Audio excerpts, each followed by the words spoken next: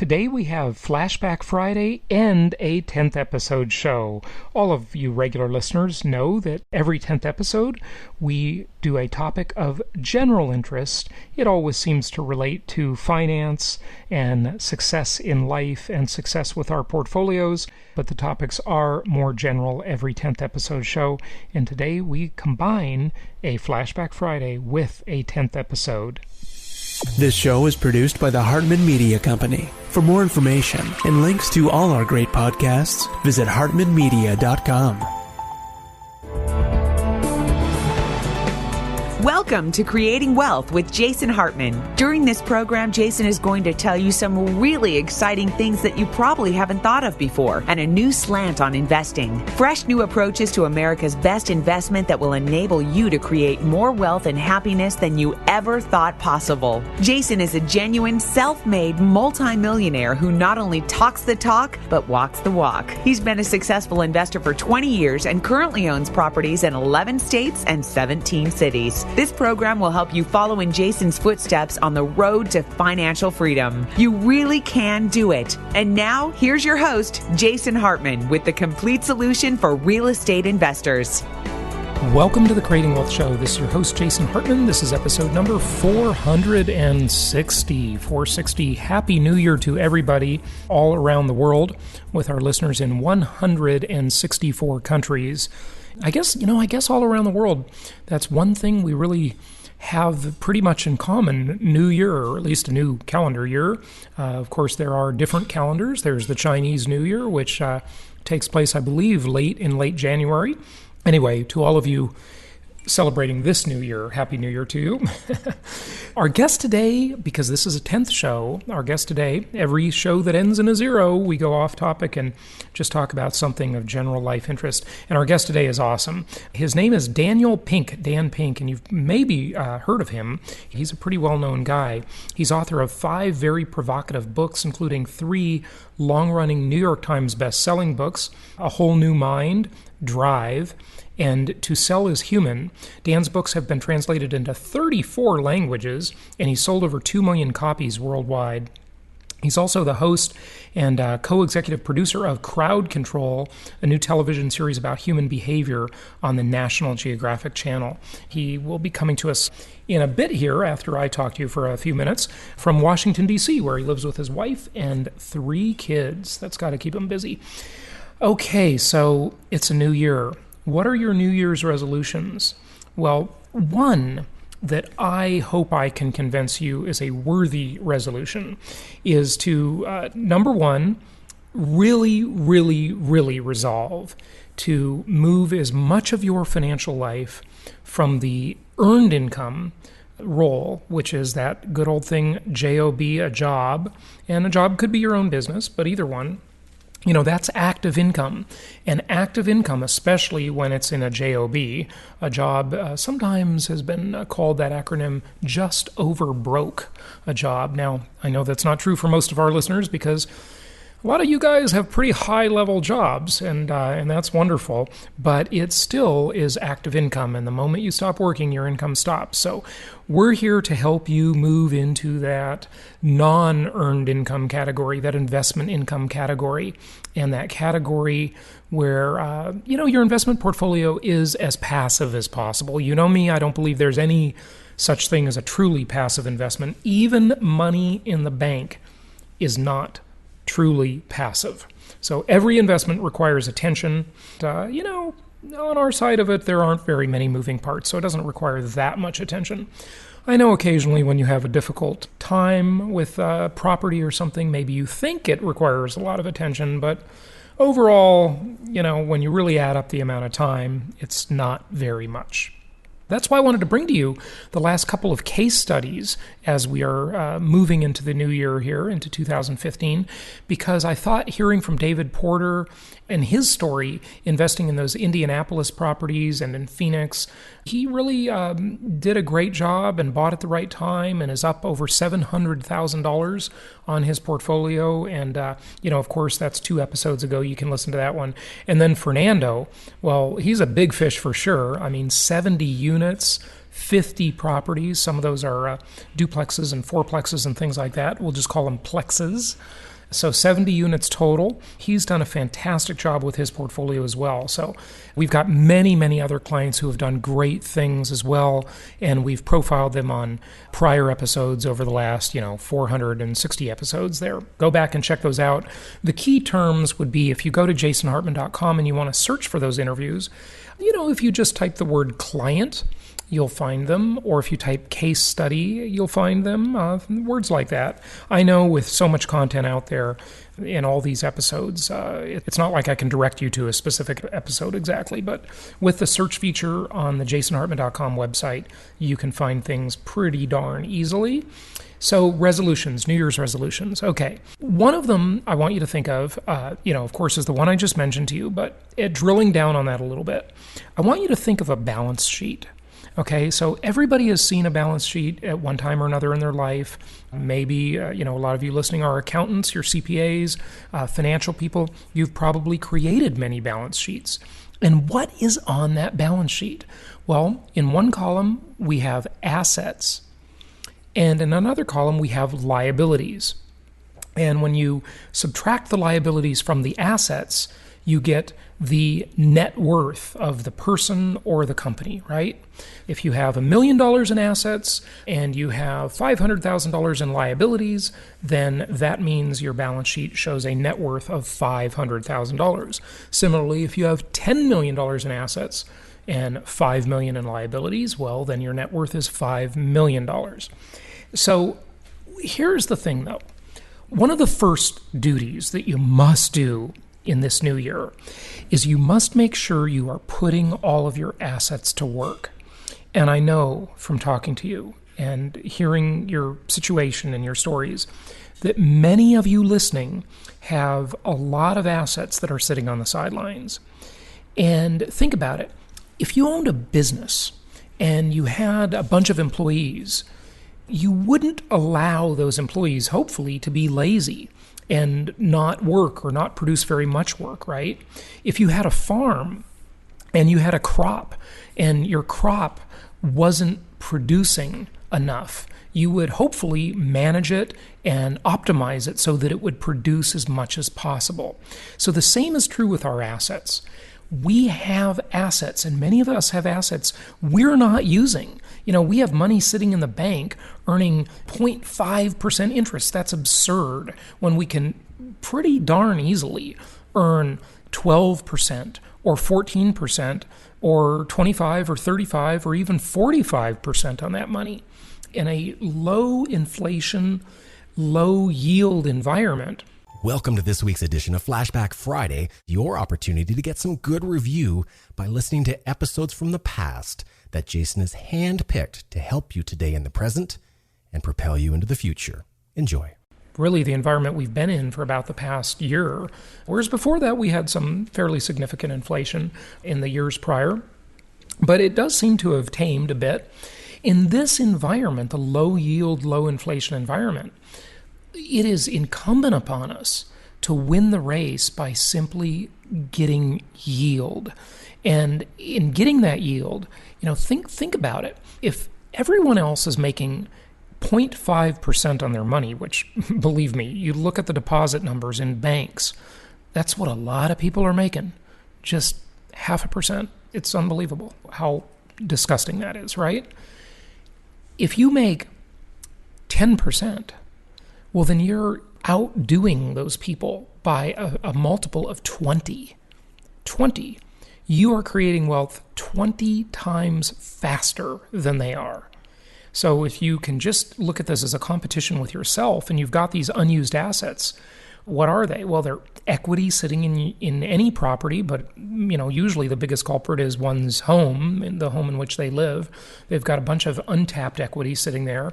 When you got a 1099 on all of your different accounts, they give you a tax statement that says you earned X return on this bank account, on this stock account, on, whatever, right? In this mutual fund, you'll get reported to the IRS for that return that you earned. Well, how many of you got a return on equity? Yeah, I thought so.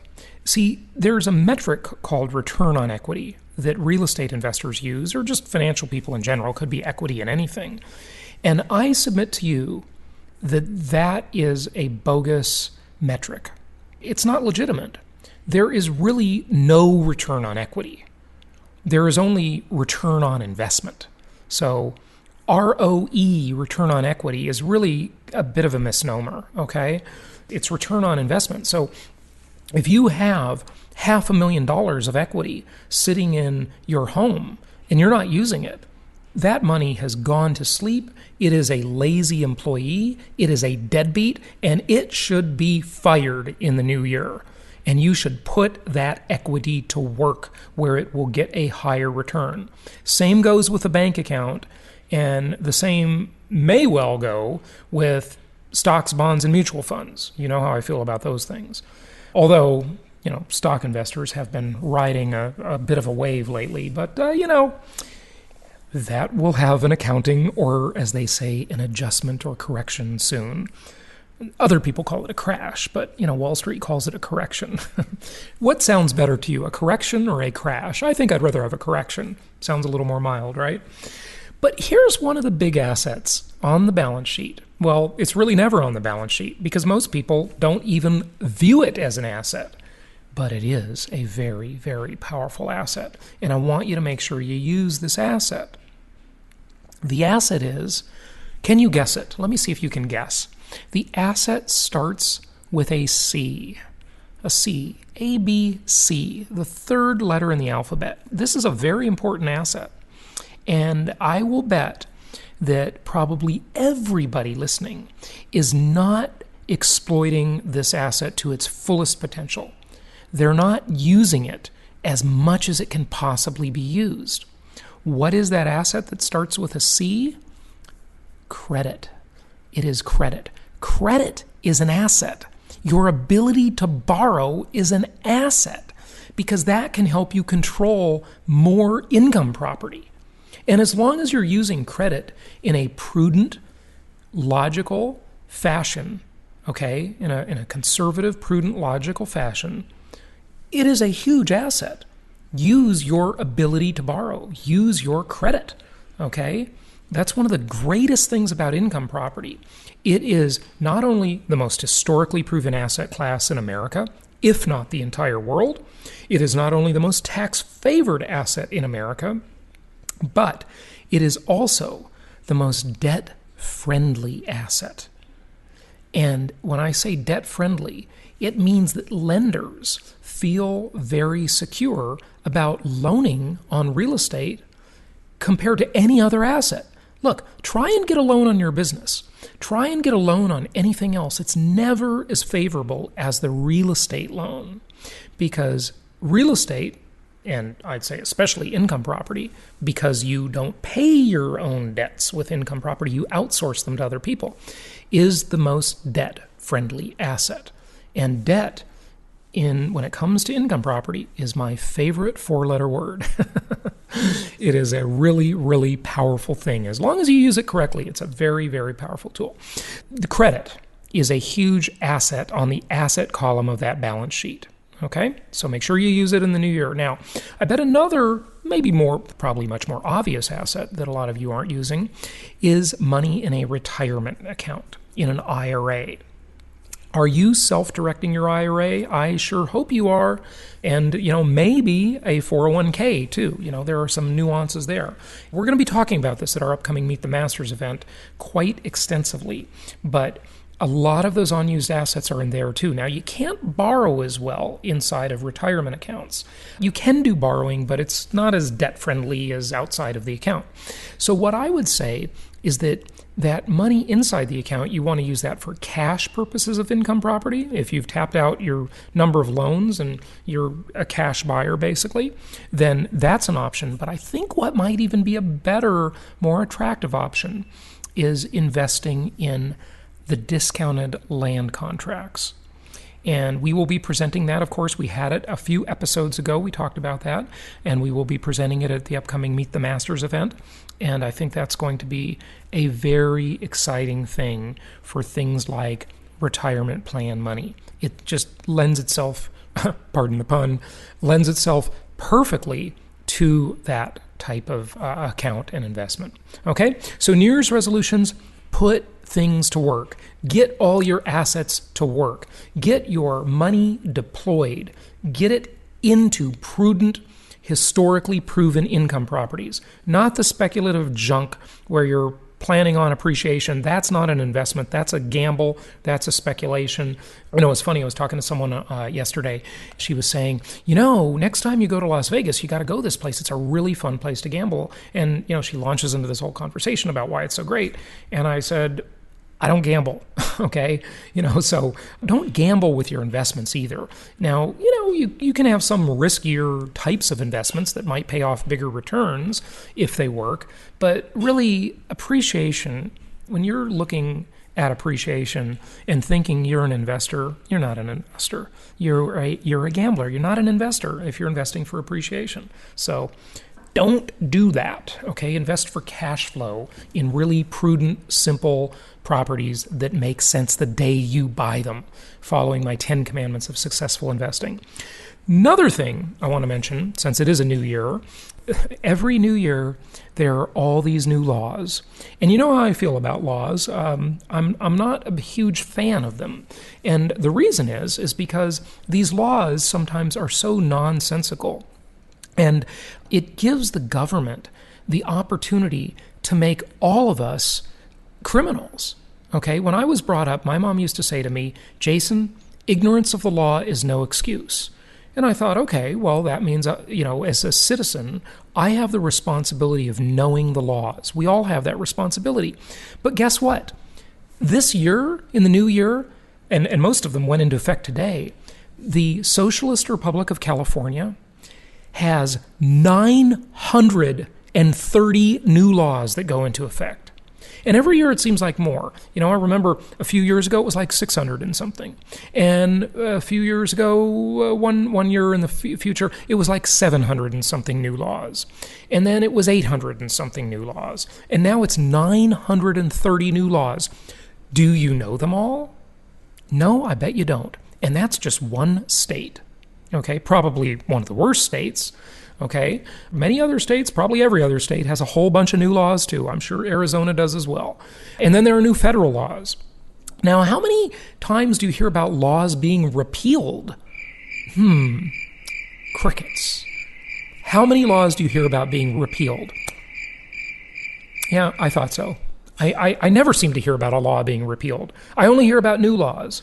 2,000 years ago, a Roman gave this quote, and I think you pronounce the name Tacitus, okay, who said, the more corrupt the state, the more numerous the laws. The more corrupt the state, the more numerous the laws. And I don't think I ran this episode yet for you, but I recorded the author, who's a lawyer, by the way, the author of a good book called 3 Felonies a Day. And he basically showed how we're all committing 3 felonies a day, and we don't even know it. Okay, good, well-intentioned citizens are breaking laws constantly. Anyway, I think that has aired already on my Holistic Survival show, maybe my American Monetary Association show, and I don't think we ran that one on the Creating Wealth show yet, but we might in the future as a 10th episode. It's pretty amazing. And let me just go over really quickly a couple of these kind of funny, odd laws that were called out in an article by Newser, some of the most interesting new laws that take effect today. Okay? Wine lovers in Massachusetts can finally have out-of-state wineries ship them bottles of wine. So, big deal. Can you believe there was a law against that? Kind of amazing. In California, of course, they have the animal laws going into effect. And by the way, I don't mind this if it wasn't a law. I think what it should be is it should be a consumer choice where the consumers will hopefully choose the right thing. Listen, I'm an animal lover, okay? I was a vegetarian for several years, but I gave that up. I don't think that's a good idea, just so you know. But I did try it. And this is a 2008 ballot initiative aimed at making life better for animals, takes effect today, giving more space to egg-laying hens, breeding sows, and veal calves. And I would never eat veal because I think that is cruel and unusual punishment, okay? But The consumers, of course, this will make prices skyrocket. And who will it affect most? The poor, of course. It always every law affects them the most in the most negative ways. This should just be a disclosure thing, and consumers should make a choice on this stuff, okay? Let's see what else here. Oh, boy, this one is going to be just a nightmare. Yes officially means yes in California, where a new law regarding college students is now in place. An affirmative, conscious, and voluntary agreement to engage in sexual activity is now required, and silence or lack of resistance does not mean consent. Oh my God. That is just a Pandora's box. Now, listen, there have been a ton of stories lately of, date rape and things like this going on in college campuses. And having lived near ASU for 2 years, I don't live there anymore, but when I first moved to Arizona, I lived close to Arizona State University for a couple of years. And, I kind of saw what goes on. It's not good, okay? Gosh, this is quite literally a he said, she said thing. This is going to be, the lawyers got to love a law like that. I don't know how to solve the problem. Probably a lot of it stems from the alcohol problem, which is a whole nother issue. That one is that's just a Pandora's box, I can imagine. Okay. You can't throw away your old computer, TV, or video game console in New York because it's now legally required that you recycle these items instead. Undocumented immigrants, you mean, now that's a slightly more politically correct term. Maybe illegal immigrants is actually the proper word. I don't know. But they can now get driver's licenses in California. And of course, they get a whole bunch of other benefits too. It's amazing that if you're legal, in many cases, you don't get as many benefits as the illegal people do, but I digress. Okay. In Indiana, you got to have a license plate to drive a motor scooter now because a lot of people who lost their licenses for drunk driving were driving unsafely on their scooters, and they got to report them. Oh, Massachusetts now finally has hold open clips on self-service gasoline pumps, so that'll make a lot of people happier in winter because they don't have to stand out there filling up the tank. I don't know why they never had those before. I guess Massachusetts thought that was a problem. Now, this is the funniest one of all. And I know this is in New York, according to the article, but I think this also went into effect, a similar law in California. Get this one, folks, and then we'll get to Daniel Pink, okay? This is the last of my editorializing here. A bonus law starting next month in New York, and I believe this is California too. It will now be illegal to take a selfie with a lion, tiger, or other big cat. The law passed after such photos started gaining popularity online, particularly with some young men on dating sites, the Associated Press notes. So, oh my gosh, you have to make a law against that? You can't just have the Darwin Awards for idiots that take selfies with tigers and get eaten by them? What are we doing in this world? It's just crazy. Okay. Anyway, let's get to our guest, Dan Pink. He's got some great TED Talks out there, by the way. You might want to look those up. He's got some good stuff to say in the interview here, too. So as we do on all 10th shows, we're not on the topic of real estate strictly or personal finance today. We're talking about stuff of general interest. So here is our guest, Daniel Pink. It's my pleasure to welcome a name you certainly know, and that is Daniel Pink. He has done many things and authored many books. He's host of a new series on National Geographic entitled Crowd Control. He's a contributing editor for Wired, former chief speechwriter for Al Gore, and aide to Secretary of State Robert Reich. He's a best-selling author of To Sell is Human, The Surprising Truth About Moving Others, also A Whole New Mind, Why Right-Brainers Will Rule the Future, Drive, The Surprising Truth About What Motivates Us, and many, many others.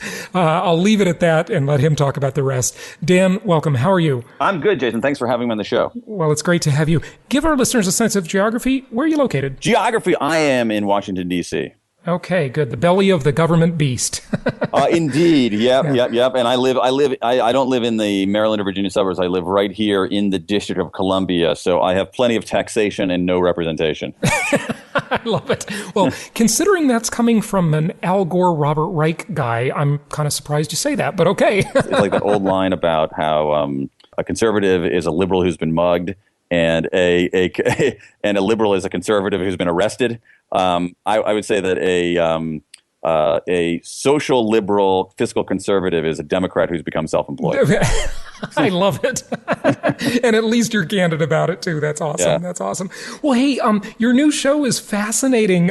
Tell us what you're doing on Nat Geo's crowd control show. Yeah, this is a really great show. I mean, I'm biased, obviously, but it's a really great show. And what we do is this. We go out and look for problems. We look for big problems, things like people speeding, and which results in a lot of deaths, things like airline safety, and also some small problems, things like people who don't pick up their dog poop or people who double dip guacamole.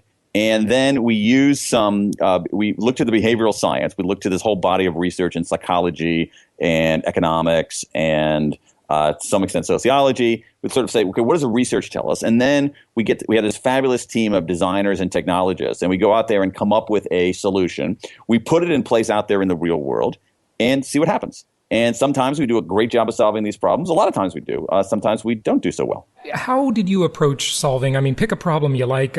You do some stuff on sales and persuasion too. Yeah. You took a beef jerky seller and doubled his sales, and all kinds of. I mean, pick whatever you want. There's so many. So I mean, there's so many things that I'll tell you about that in a second. I'll tell you. One of the ones that we did was just really, really fun. Was we the problem is people don't exercise enough.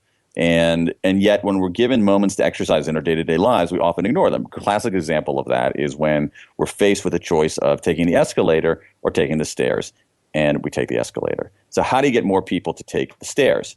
What we did, building on an idea that was done in Sweden, is we went to Lower Manhattan, very close to Wall Street, and there was this escalator and a set of stairs, and we transformed the stairs into beatbox stairs. So every time someone stepped on a step, it made a beatbox sound like, boom, wicket, ticket, ticket. And suddenly we had everybody taking the stairs.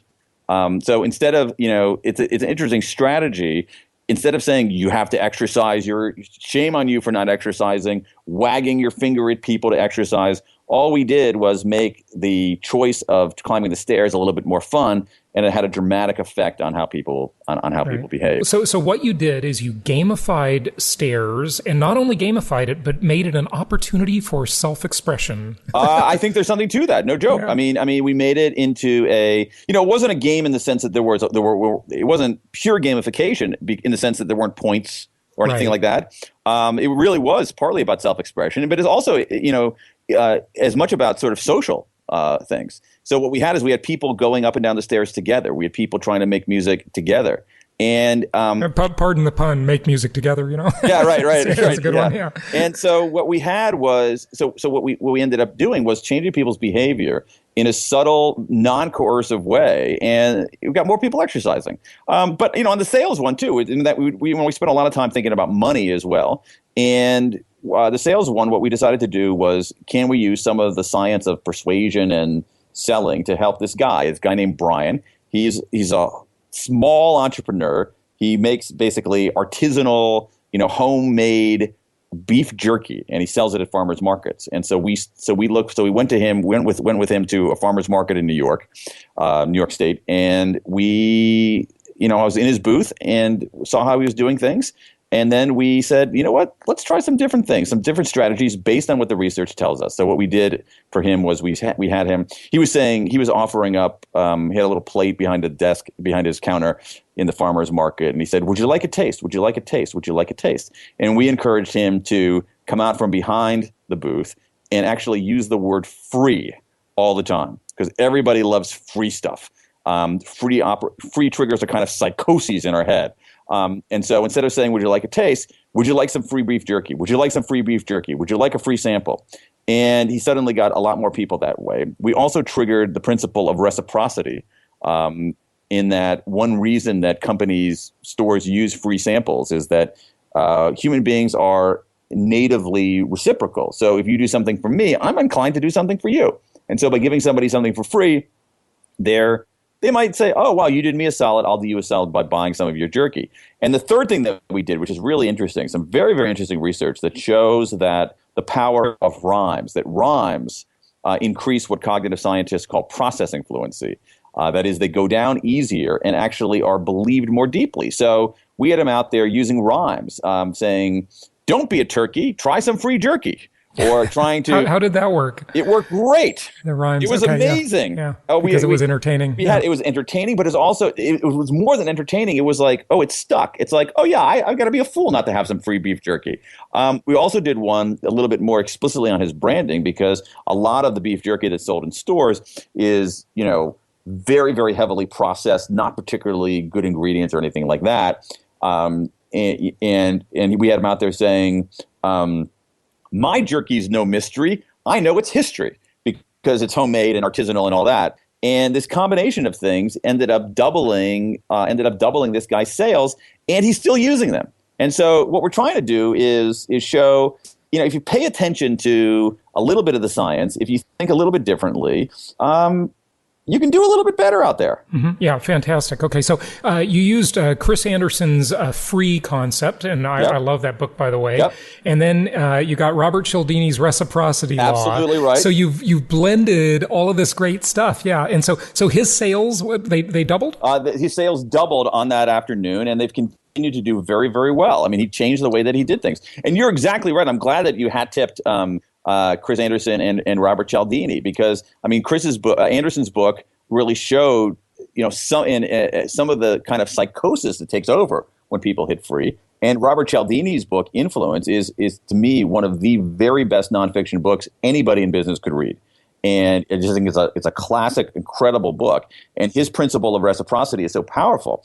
And this is exactly what we're trying to do. We're trying to take these things that are Cialdini is an academic, Anderson is not, but these things that seem a little academic, some of this research that is a little bit buried, and bring it to the surface and say, hey, you can use this to make your community better. You can use this to get a little more exercise. You can use this to sell some more beef jerky. Mm-hmm. Yeah, fantastic. Okay, so do you have one of those that worked the best? Did you keep stats on all of the different approaches, or did he sort of blend them all together? Well, we kept stats on everything. That was a very important part of the show. We would always establish what the baseline metric was for something, and then we would see whether our intervention improved it. Now, it was hard to, some of the stuff is apples and oranges, so it's hard to compare. It's hard to compare which one, worked better than the other. So if we're trying to get people to, use the revolving doors rather than the side doors, versus how do you get people to apply sunscreen on the beach? It's hard to compare those two things. But a lot of the stuff that we did worked. Occasionally we did stuff that actually made the problem worse, but we show that on the air too. I mean, we're trying to be, this is not one of those kind of confected, very artificial reality shows. Like when we go, we did stuff that, a classic example of this is we took on the problem of bike theft in New Orleans.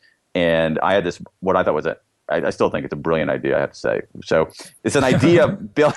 We'll be the judge of that. Well, yeah, people were the judge of it, as you'll see in a moment. Okay. You could be the judge. They were really the jury. They issued their verdict pretty swiftly on this one. So bike theft in New Orleans is a big problem because just the way that New Orleans is configured, certain neighborhoods are easier to get into through bike rather than car. But New Orleans has a lot of challenges, and so the police can't be everywhere. So we heard about this thing that they did in one city in India where they also had insufficient police presence. What they did there is they created these life-size cardboard cutout police officers. Okay, almost like if you think about like a scarecrow, that's basically what it was. Right. And the idea is that if someone sees it from afar, you really can't tell whether it's a real police officer or not. I mean, you really can't. And then also there's a kind of a secondary theory that simply the image of authority can affect people's behavior. So we use that, and then we even doubled down and used some research on how there's some very interesting research on how men with especially wide faces, that is, if the ratio of the width of their face to a certain aspect of the height of their face is very large, that's a marker for aggression. Some very interesting research on that. That's interesting because I've heard that people that have, or I guess men, maybe it's only men, right? The prisons are full of men with really short thumbs. I don't know about that one. Have you heard that one? Yeah. But they're full of men with really short faces. It's really quite remarkable. If you measure the width of your face, basically against the ratio of the width of your face at its widest point to essentially the height from your eyebrows to the top of your lip. Men with a very high ratio that correlates with aggression. And there's some. I mean, it's freaky. It's freaky research. I mean, yeah, that is freaky. Okay, but so Dan, that's really quite interesting. Like, and then it begs the question of, are they, maybe if that facial characteristic is considered, for example, and I don't know if it is or not, less attractive, right? Are they more aggressive because life didn't open doors for them, or are those genetics causing that face to be that way, and that's a trait of a more aggressive person? What do you make of that? That's a great question. Yeah. I don't know. Yeah. Chicken or egg? I think the answer to chicken or egg in that case is yes. That it's both.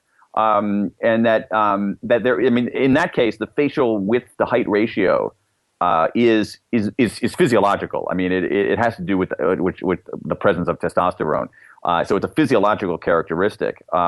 It's not necessarily the case that it's not considered attractive. But what it might do is that if it is a marker for aggression, that is, it correlates with aggression, doesn't mean that every man with a high facial width to height ratio is going to be a murderer. Yeah, no, of course not. But it might suggest a predilection, Right, and so if I'm a little bit more aggressive than another person, then maybe I'm not going to flourish as well at school, say, which could make me more aggressive. But it could make you a great athlete, for exsample. Well, I'll give you a great example of this. I mean, you're spot on. I mean, there is research out there showing that some researchers went out and they took the NHL, the National Hockey League, the yearbooks for each team, and measured the facial width to height ratio of each player, and that correlated almost perfectly with penalty minutes.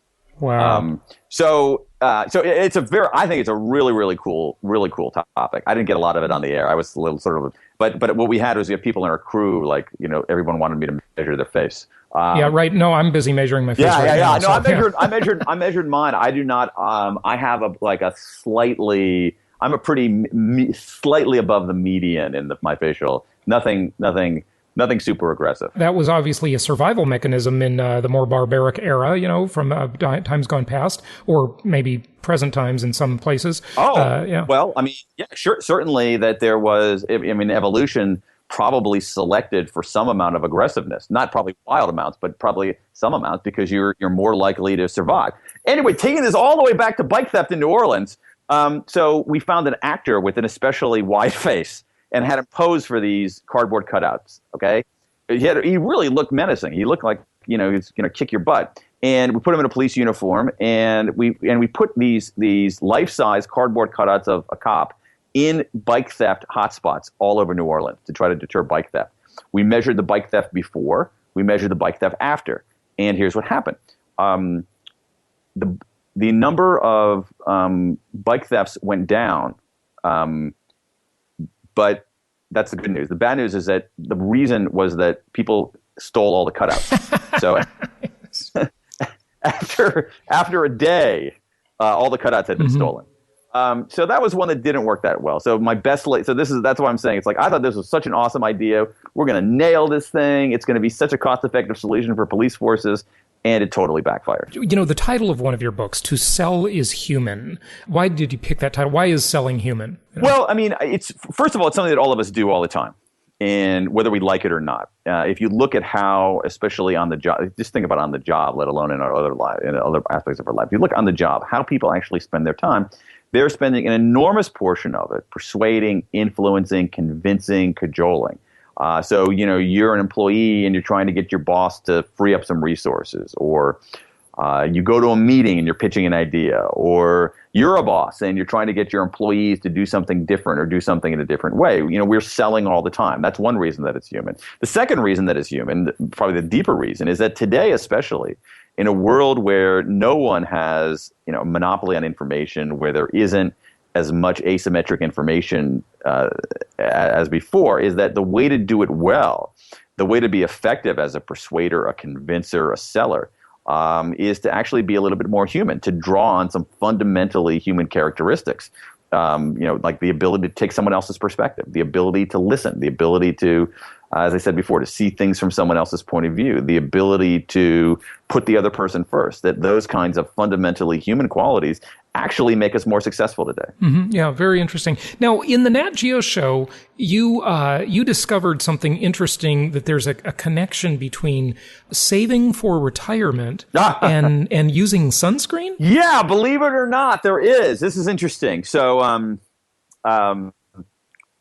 there's some great research out of NYU, a guy named Hal Hirschfield, who was wondering, like, why don't people save for retirement? Okay, it's crazy, right? I mean, it's totally against your interest to save for retirement. And you mean it's with your interest, right? It's totally against your interest not to save for retirement. Yeah, okay. Okay, I mean, you're crazy not to. It's a foolish move. And the reason is what economists call hyperbolic discounting, which is what you and I and other human beings call human beings stink at planning for the future. We much prefer, we're much more likely to take small payoffs now to larger payoffs in the future. So Hirschfield was trying to solve this problem. Like, why do people not save for retirement? And what he discovered was something really, really intriguing, is that we think of ourselves today, and ourselves, let's take someone who's in his or her 40s. Someone who's in her 40s thinks about herself in her 70s as a different person. And so, like, why would, I like you, Jason, but I'm not going to save money for your retirement, Darn. And so they think of him as a different person. And so what Hirschfield decided to do was, if I were to show, we have a 45-year-old, we'll call her Maria. We have 45-year-old Maria. We wanted her to save for retirement. He did this experiment where if people saw an age-advanced photograph of themselves, the software that allows you to see what you might look like at age 70 or 75. If they saw themselves at age 75, that closed the gap between their view of themselves today and their view of themselves tomorrow. It said, oh, wait, that is me. And it made them more likely to save for retirement. Okay, fascinating research. Very, okay. All right, so what happened with the sunscreen? Well, so we did the same. So we said, let's use that for sunscreen. People don't use sunscreen. There's people get skin cancer, and yet the incidence of applying sunscreen is much lower than you would think. So we went to the Jersey Shore, and we set up a photo booth. And the photo booth said, come in and see a vision of your future. And what we did is we had people come in, and they pressed a few buttons, we took their photograph, and using software showed them what their skin would look like with 20 or 25 years of sun exposure. Okay, and yeah. You got it. That's exactly it. I mean, that's what people said. Oh boy, they were yelping, and as a consequence of that, people started applying sunscreen. They would come out of our photo booth and start applying sunscreen, because they were basically choosing the short-term payoff. Ooh, the sun feels really nice, to the longer-term reward, which is not dying. But they had a hard time thinking of themselves in the future and themselves today as the same person. And this photo booth that we devised, built on this research on retirement savings, ended up really increasing the use of sunscreen among people. I mean, we had people, it was really amazing. We had people leave the photo booth and immediately ask for sunscreen and start applying it because they were so horrified about what they looked like. It sounds like what we tend to do is, in economics, we all know about the concept of, net present value, or at least a lot of us do. And, when I talk about inflation in my various seminars, I always quote one of my childhood teachers about inflation, and it was Wimpy from Popeye. And he always said, I'll gladly pay you Tuesday for a hamburger today. He understand the future value of money, which would be lower than it was today, right? And so it sounds like we discount our future self.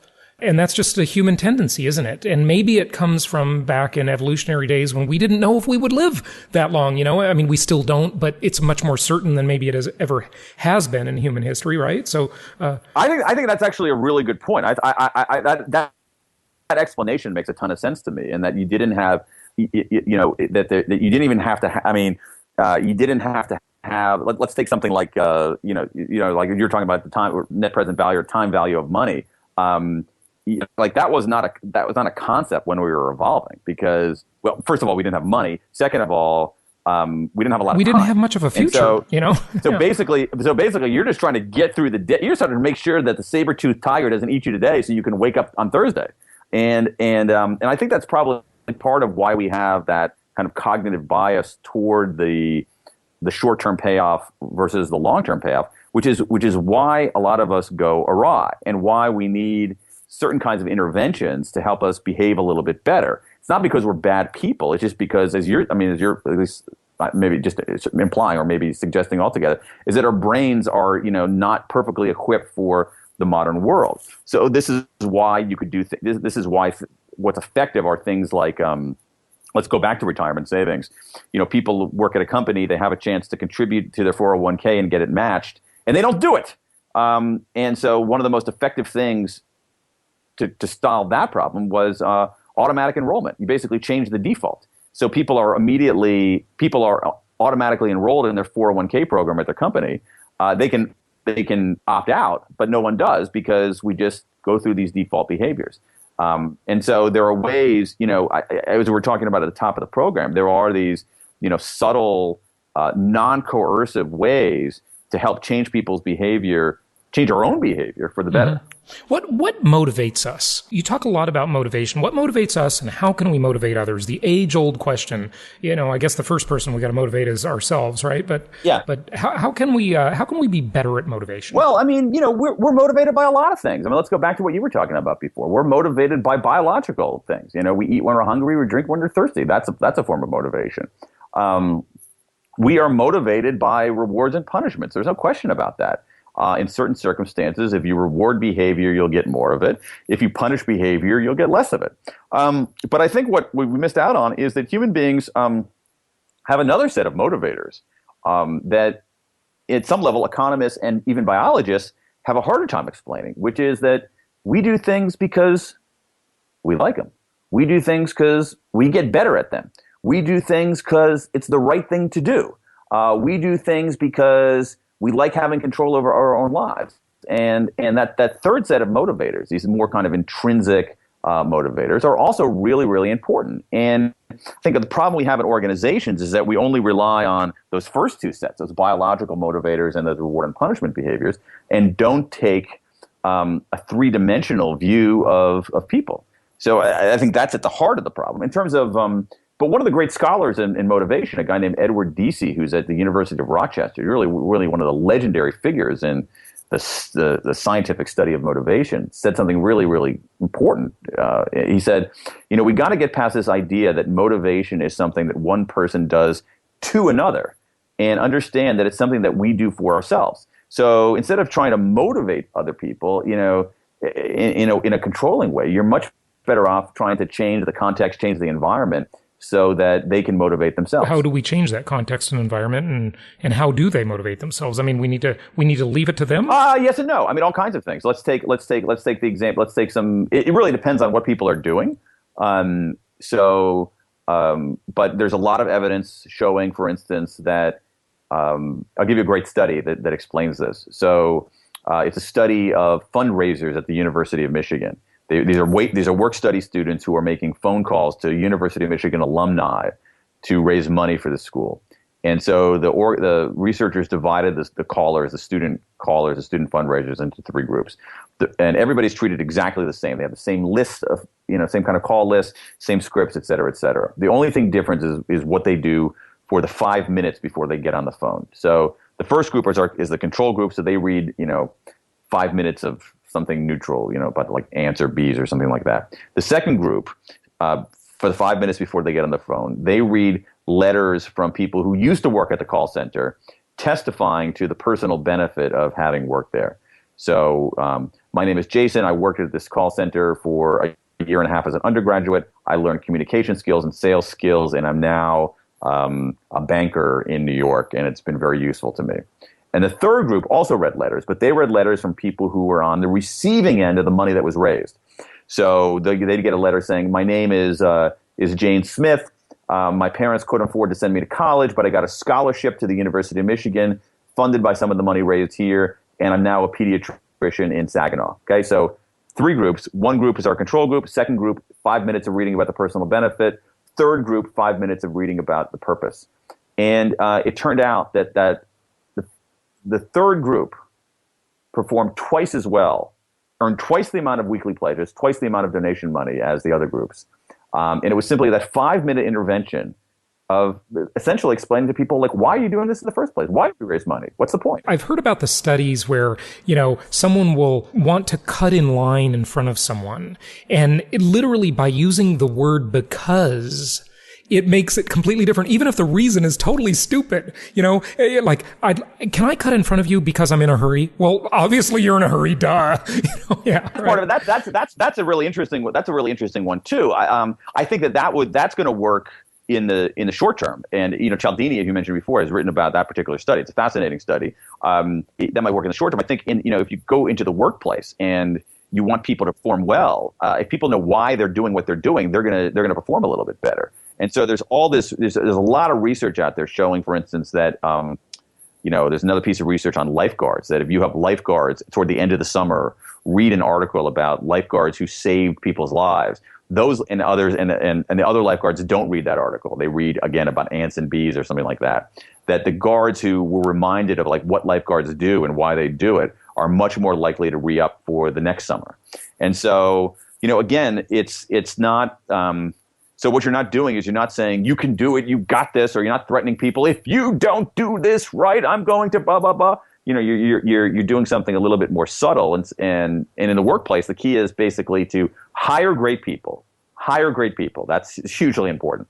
Hire great people, pay them well and fairly, and then give them some autonomy over their work.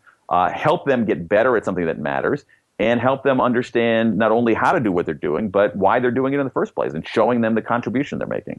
And that ends up being a very effective recipe for enduring motivation. There's really just no question, is there, Daniel, that the human being wants to have a purpose and a mission and a reason. I mean, it's not just about, for example, in the workplace, making a living or making money. It's much deeper than that, isn't it? It is. Human beings in general want to have a sense of meaning, and it's it's part of who we are, and people seek that understanding of meaning in different ways. Some through religion, some through science, some through the workplace, some through volunteer activities.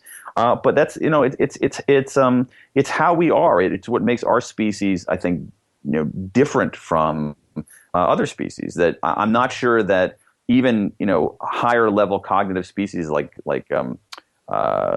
apes or dolphins or pigs are sitting around wherever dolphins and pigs and chimpanzees sit, probably not at a bar, but wherever they're sitting. That would be a good joke. A dolphin, a pig, and a monkey walked into a bar. They're not sitting around saying, "Well, why am I?" I don't think a dolphin is saying, "Why am I here?" I don't think that a pig is saying, "Well, why? What's the point of all this?" Well, we don't know. We don't know that's that, yet right. to be discovered. That but I agree. It it doesn't seem like it. If there were a way to know, and we were taking bets, I would bet on they're not thinking about that. But you're absolutely right. We don't know, but we certainly know that from a very early age, that's what human beings do. They have they want a sense of meaning. They want a sense of purpose.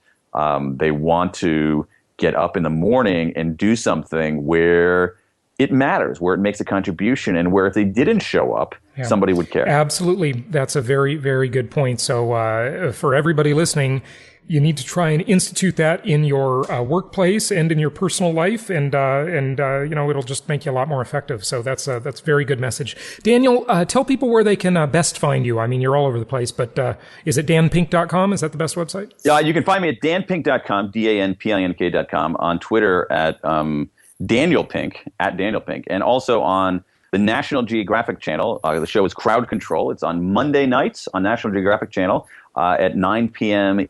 Eastern, 8 Central, and then also again on at 9 p.m.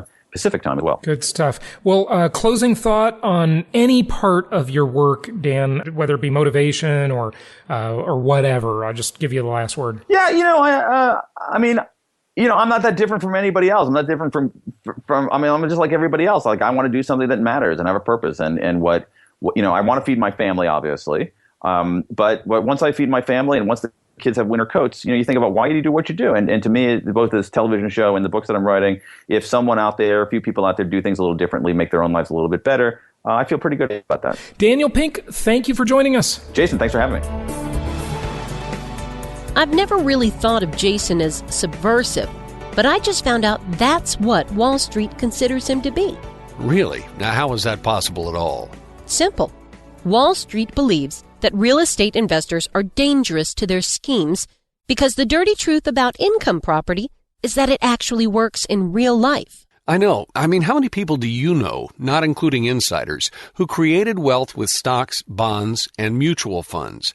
Those options are for people who only want to pretend they're getting ahead. Stocks and other non-direct traded assets are a losing game for most people.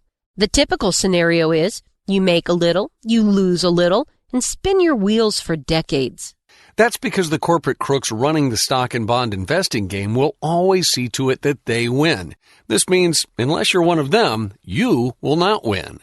And unluckily for Wall Street, Jason has a unique ability to make the everyday person understand investing the way it should be. He shows them a world where anything less than a 26% annual return is disappointing.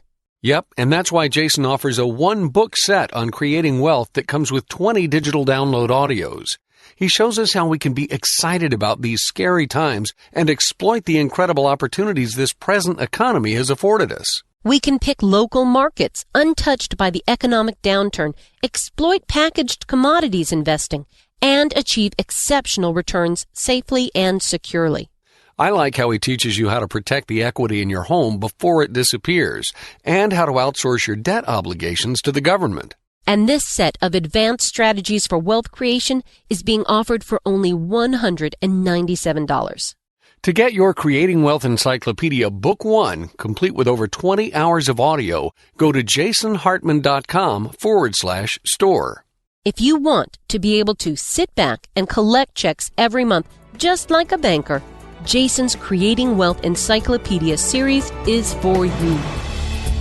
This show is produced by the Hartman Media Company, all rights reserved. For distribution or publication rights and media interviews, please visit www.hartmanmedia.com or email media@hartmanmedia.com. Nothing on this show should be considered specific personal or professional advice. Please consult an appropriate tax, legal, real estate, or business professional for individualized advice.